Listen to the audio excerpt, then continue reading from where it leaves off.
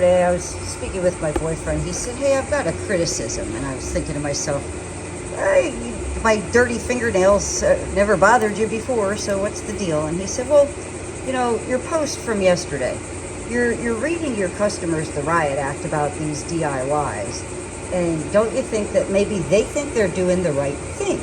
That they're performing this stuff correctly and that they truly don't need no stinking boat repair tech.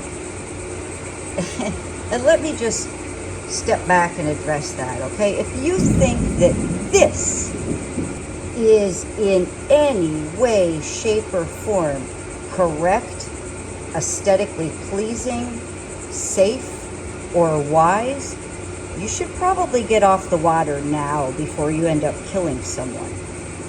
Now, offshore rafting's been discouraging the disastrous DIY since 2009. And there are a number of reasons for that. And I've addressed the gazillion reasons before on our Facebook page, but we're just going to do a quick review because I have this boat in. And I want to make the point that when I am hollering at you or I'm giving you that harangue, I have the evidence to back up my argument there. All right, so first reason is the damage.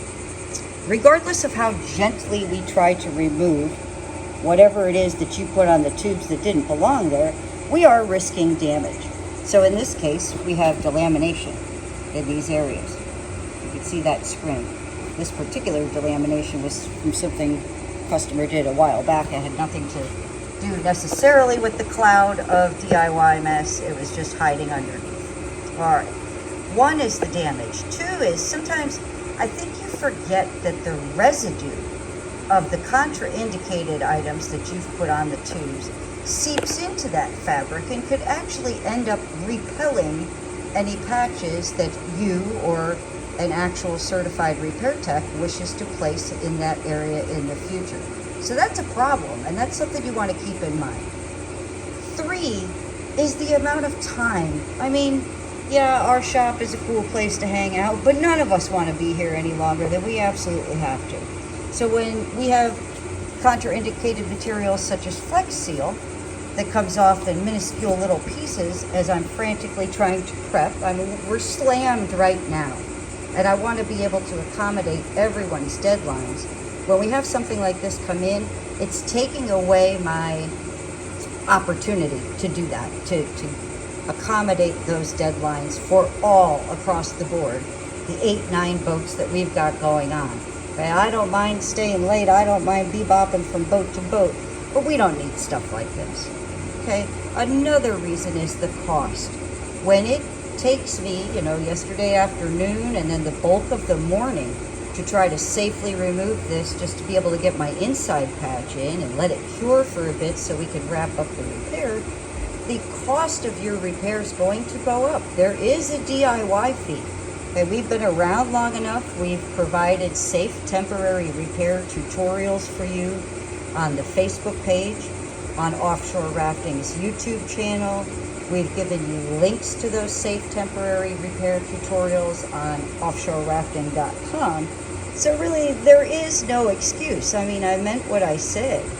You have options for cheap, safe supplies that'll get you through in an emergency. Even if you perform that temporary repair poorly, one, you're not doing damage to the boat. Two, you can get another shot at it. You could try it again if we're using the Gorilla Tape method, for example.